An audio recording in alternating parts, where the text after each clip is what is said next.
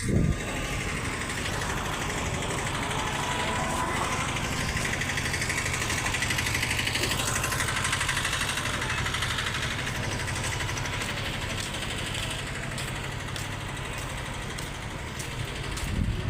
রাত 5টা 2 মিনিট। এখন রাত 5টা 2 মিনিট।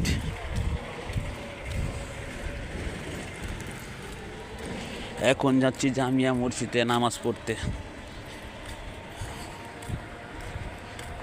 ফজরের নামাজ।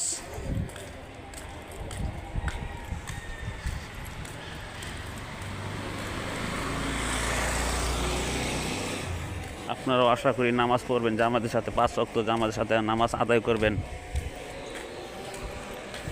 আজান পড়ে গেল, জামিয়াত ঢুকলাম।